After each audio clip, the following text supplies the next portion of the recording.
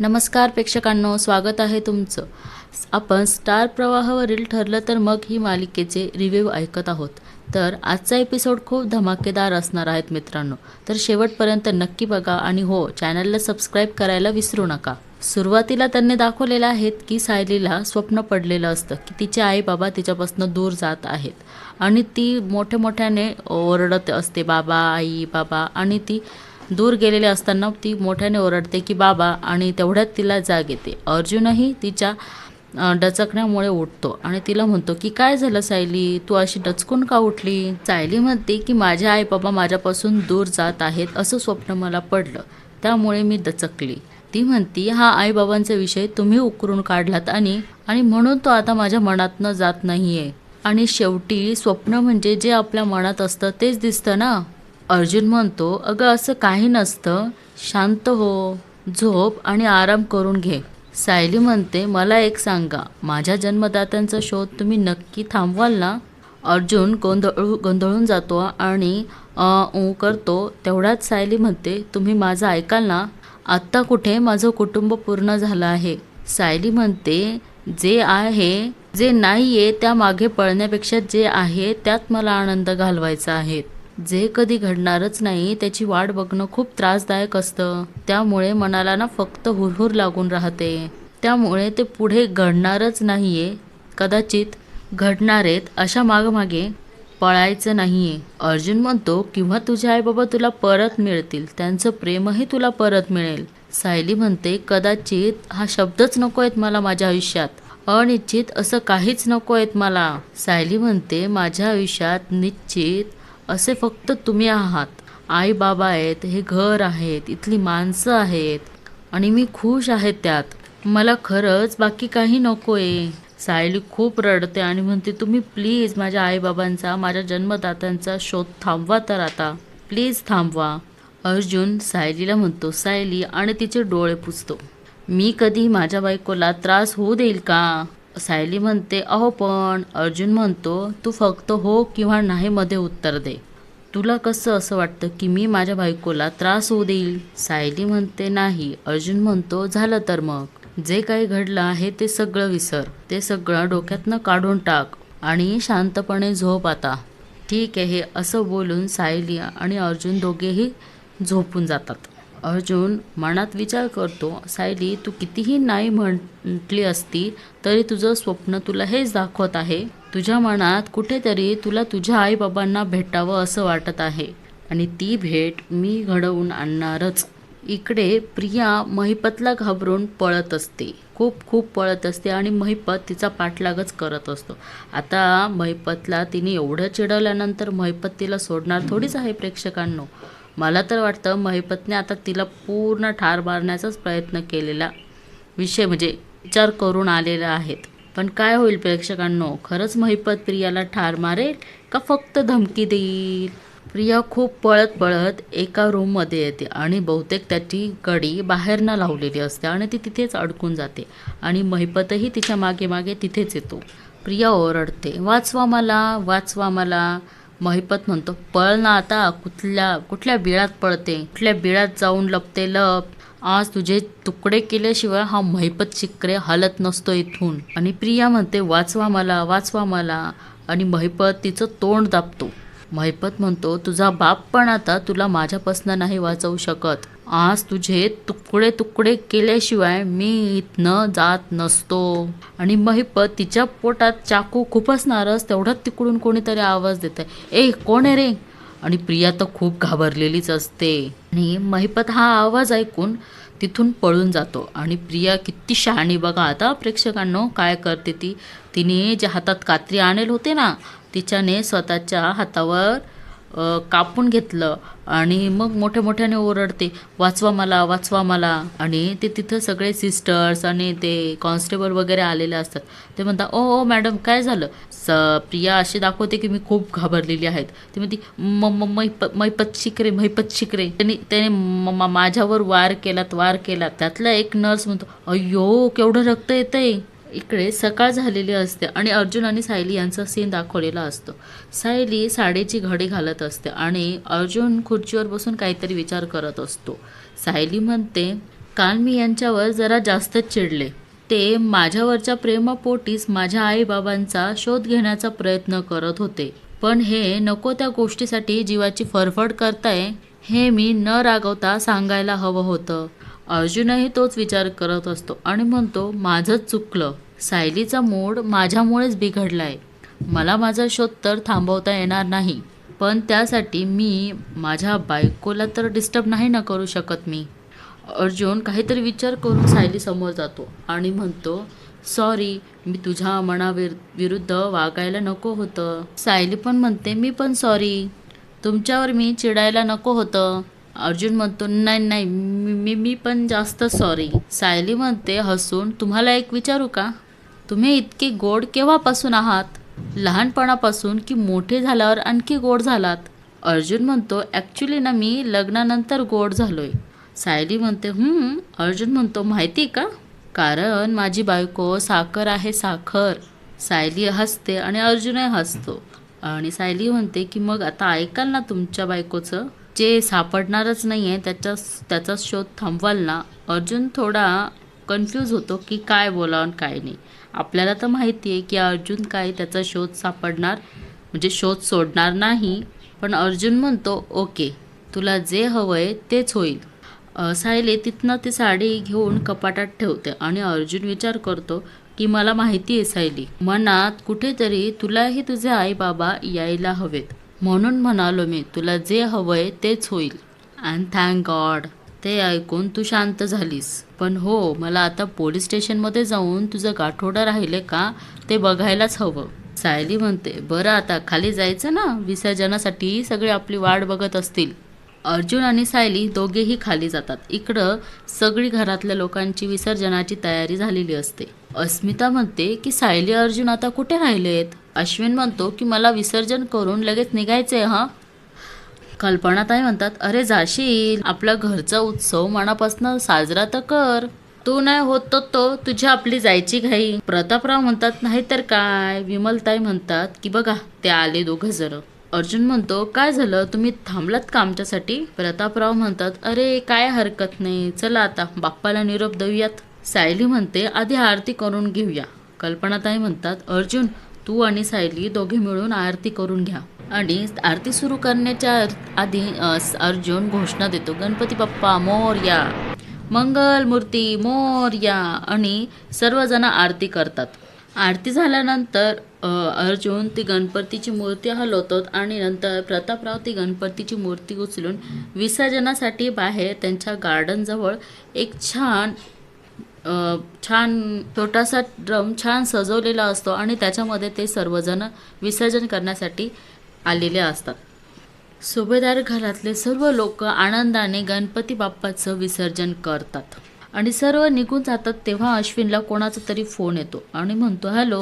समोरून विचारतात की डॉक्टर अश्विन सुभेदारच बोलतायत का? तर अश्विन म्हणतो, हो, मी डॉक्टर अश्विन सुभेदारच बोलतोय, बोला. हा इकडनं म्हणतो, काय? अहो पण कसं काय? मी मी मी मी येतो लगेच पोहोचतो तिकडे. हो ठीक आहे, थँक्यू. अश्विन आणि प्रियाला जो वकील असतो नेमलेला हे दोघेही हॉस्पिटलमध्ये येतात. आणि अश्विन म्हणतो, तन्वी हे काय आहे? अगं काल रात्री मी इथून निघालो त्यानंतर तू झोपणार होती. मग हे सगळं कधी झालं? आणि मला जेलमधून फोन आला, त्यांनी फक्त एवढं सांगितलं की तू जखमी झालीयस. प्रिया म्हणते, मी म्हटलं होतं ना की तो महिपत शिकरे खूप डेंजर माणूस आहे, त्याने बघ ना काय केलं आहेत मला. अश्विन म्हणतो की महिपत शिकरेने तुझ्यावर हल्ला केला? अश्विन म्हणतो, अगं हे कसं काय शक्य आहे? तो इथे कसं काय आला? प्रिया म्हणते, अरे तो माणूस काहीही करू शकतो, म्हणून तर मी त्याला एवढी घाबरतेत ना. अश्विन म्हणतो, अगं पण बाहेर पोलिसांचा बंदोबस्त आहे, तो इथे कसं काय येऊ शकतो? अश्विन त्या पोलिसांना विचारतो, काय तुम्ही काय करत होता बाहेर? ते कॉन्स्टेबल म्हणतात की अहो आमची ड्युटी संपली होती आणि दुसरे कॉन्स्टेबल येतच होते म्हणून आम्ही निघालो. आणि अश्विन म्हणतो, तेवढ्या वेळात जर माझ्या बायकोला काय झालं असतं तर याची जबाबदारी कोणाची होती? प्रिया म्हणते, अरे अश्विन म्हणतो, अगं तन्वी, मी तुला सांगतच होतो पण तू माझं ऐकूनच घेत नाहीत तर. प्रिया बघा प्रेक्षकांनो किती नाटक करते आणि म्हणते, तेव्हा मला कुठे ठाऊक होतं की हे सगळं होणार आहेत म्हणून. बघा आता किती नाटक करणार आहेत ती प्रेक्षकांनो.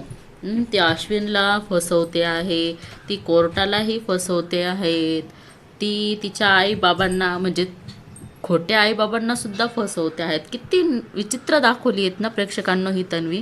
प्रिया असं दाखवते की त्या महिपत शिकरेला ती खूप घाबरते. आपण तर बघितलंच की ती त्याला कसं चेचावळवलं तिने, कसं कसं बोलली ती त्याला, त्यामुळे तो जास्त हे झाला. आणि तिला माहिती होतं की आपल्याला हाच एक पुरावा आहे आता सध्या, म्हणून तिने हे सगळं प्लॅन केलेला होता. आणि आता ती कशी दाखवते बघा की मी महिपत शिकरेला खूप घाबरते, मी खूप किंचाळत होते, मी त्याच्या हातापायासुद्धा पडले, प्लीज मला मारू नकोस, पण तरीही त्याने माझ्यावर वार केलेत. बघा आता ती त्या वकिलाला बी कशी फूस लावते आणि म्हणते बघा सर, खरं तर त्याला मला मारूनच टाकायचं होतं, पण तेवढ्यात ते वॉर्डबॉय आलेत ना, म्हणून तो पळून गेला तिथून. इकडे आता गणपती विसर्जन करून आल्यानंतर सर्वजण घरामध्ये बसलेले असतात आणि सायली आणि अर्जुन उभे असतात. सायली म्हणते दरवर्षी बाप्पा आल्यानंतर आपल्याला माहीतच आहे की त्यांना आपल्याला निरोप द्यावा लागतो, पण तरीही तो गेल्यानंतर मनाला किती हुरहुर लागून राहते ना. कल्पनाताई म्हणतात खरंच ना, असं वाटतं की घरातलंच कोणीतरी गेलं आहेत ना. बरोबर आहेत प्रेक्षकांनो, गणपती बाप्पा 10 दिवसासाठी येतात, 11 दिवसासाठी येतात, पण सगळ्यांशी असं हे होऊन जातं आणि ते बाहेर ते विसर्जन करून त्यांना निरोप दिल्यानंतर आपल्याला खरंच घर खाली खाली वाटतं. कल्पनाताई म्हणतात बघ ना कसं आपलं घर एकदम सुनं सुनं वाटायला लागलंय. प्रतापराव म्हणतात चालायचंच ग, आता आपण पुढच्या वर्षी कधी गणपती बाप्पा परत येत आहे याची वाट बघायची. सायली म्हणते हो तर, पण पुढच्या वर्षी बाप्पाच्या स्वागतासाठी आपल्याकडे छोटा पाहुणा असणार आहेत. सायली म्हणते हो की नाही अस्मिताताई. अस्मिता म्हणते हो हो, मी तर छान छान कपडेही घालणार आहे त्या पाहुण्याला, आणि हो सगळ्या आरत्या शिकवणार आहेत. विमलताई म्हणतात अस्मिताताई, पण त्याआधी ते बाळ बोलायला तर लागू दे.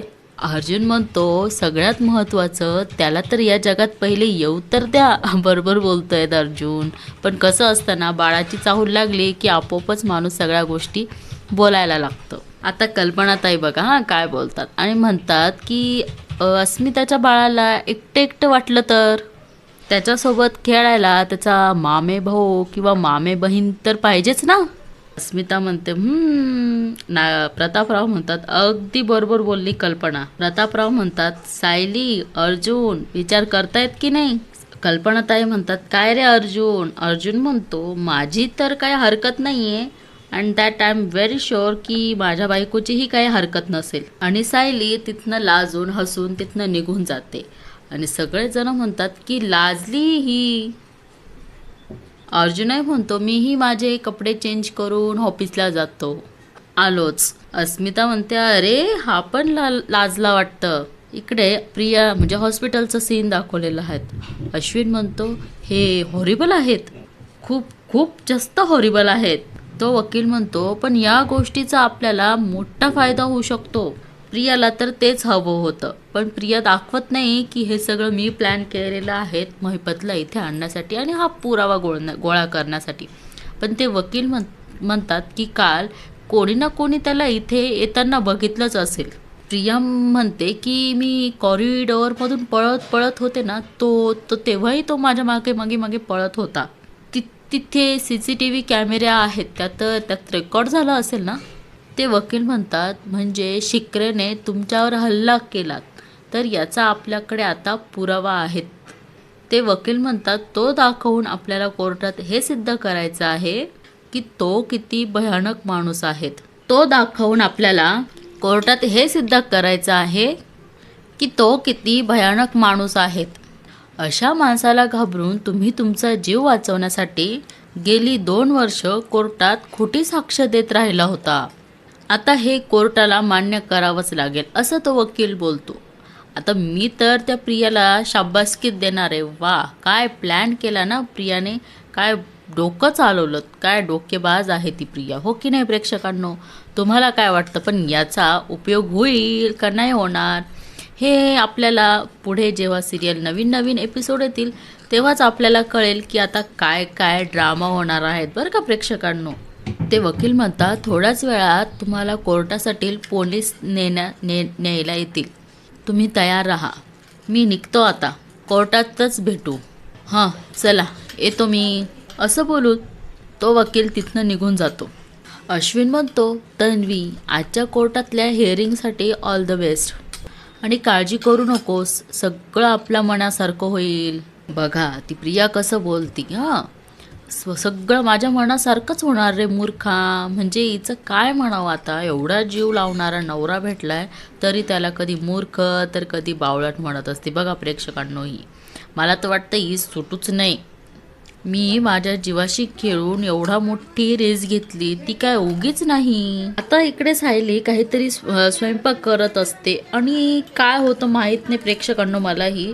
ती मधूनच त्या डायरीमध्ये लिहिती प्रिय बाबा आणि खुदकन हसती आणि मरत लिहिती, प्रिय बाबा तू माझ्या आजी आजोबांचं ऐकशील ना, माझ्या आत्ते भावंडाशी खेळायला मला लवकर घरी घेऊन येशील ना.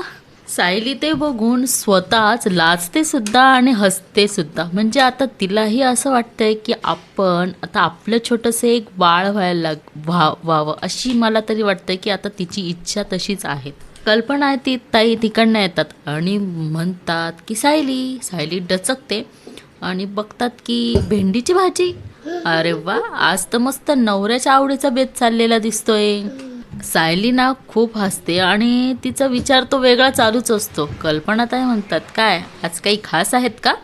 सायली म्हणते, असं खास काय नाही, पण मी काल रात्री चिडले होते ना यांच्यावर, पण यांनी आज सकाळी माझी माफी मागितली आणि मीही माफ करून टाकलं. कल्पना ताई म्हणतात की रात्रीची भांडणं आहेत ना ती सकाळी मिटायलाच हवी. एकदम बरोबर बोललात कल्पना ताई. कसं असतं ना, आपण म्हणतो ना सुबह का बुला शाम को देर से आ गए, असं काहीतरी आहे ती म्हण बघा. तशातली ही गोष्ट कल्पनाताईंनी अगदी बरोबर म्हटलेली आहेत. म्हणजे कसं आहेत ना, दिवसाची सुरुवात नव्याने करता येते. अर्जुन आवरून त्याचं कोट वगैरे घालून म्हणजे ऑफिसचं तयार होऊन खालीला आलेला असतो आणि म्हणतो, बायको मम्मा येतो हो. सायली म्हणते, अहो थांबा ना डब्बा. अर्जुन घड्याळाकडे बघतो आणि म्हणतो, अगं. सायली म्हणते, अहो थांबा ना, कारण तिला ती चिठ्ठी त्याच्यापर्यंत पोहोचवायची पण असते. अर्जुन निघतोच आणि त्याला काहीतरी आठवतं आणि परत तो त्याची बॅग चेक करतो. सायली म्हणते, अहो काय शोधताय. आणि अर्जुनला कोणाचा तरी फोन येतोय आणि सायली थोडं चांगल्या मूडमध्ये असते आणि अचानक तिचा चेहरा थोडा नर्वस झालेला दिसतो आणि अर्जुनला कोणाचा फोन येतो, त्यामुळे तो सायलीसमोर तो फोन उचलू शकत नाही. इन्स्पेक्टर सावंतांचा कॉल. यांच्याकडे सायलीच्या गाठोड्याबद्दल बोलायलाच हवं, पण सायलीसमोर कसं बोलू. आता बघा हा अर्जुन काय करतो माहिती का, सायलीला आहे ना डाऊट येईल असंच वागतो. त्याने फोन उचलावा आणि म्हटलं असतं की साहेब मी तुम्हाला 5-10 मिनटात कॉल करतो, एवढं बोललं असतं तरी सायलीच्या मनात एवढा गोंधळ उडालाच नसता. पण असो, ही मालिका आहेत आणि गोंधळ उडाल्याशिवाय तर मज्जाही येत नाही, हो की नाही प्रेक्षकांनो. आणि हो, इथेच ही सिरियल मालिका संपलेली आहे. तर तुम्हाला आत्ताचा एपिसोड कसा वाटला हे कमेंट करून नक्की कळवा आणि हो, चॅनलला सबस्क्राईब करायला विसरू नका. अजून कुठेही जाऊ नका, आपल्याला अजून प्रोमो बघायचा आहे प्रेक्षकांनो. इकडे सायली खूप खुश असते आणि म्हणते की आज डब्यात यांच्या आवडीची भेंडीची भाजी दिली आणि एक चिठ्ठी पण दिलेली आहे. म्हणजे आत्ता हे कधीही फोन करतील मला आणि म्हणतील की प्रिया आई माझा बाबा म्हणतोय आता लवकरच तुमच्या आयुष्यात येणार आहे. सायलीला खूप उत्सुकता असती, म्हणजे तिलाही आता छोटंसं बाळ हवं असतं. इकडे चैतन्य एक न्यूज घेऊन आलेला असतो आणि तो अर्जुनला सांगतो की एक न्यूज आहेत. तन्वीचा वकील म्हणजे प्रियाचा वकील जोराने कामाला लागलेला दिसतोय. तो चैतन्य म्हणतो की तो जोमात कामाला लागलेला आहे, कारण त्याने तन्वीची शिक्षा माफ करून घेण्यासाठी जोरदार प्रयत्न त्याचे चालू आहेत. आणि हे ऐकून अर्जुनला फार मोठा शॉक बसतो आणि तो म्हणतो व्हॉट. आणि इथेच ही मालिकेचा प्रोमोही संपलेला आहे. तर बघायला विसरू नका, ठरलं तर मग. आणि हो, तोपर्यंत काळजी घ्या आणि बाय बाय.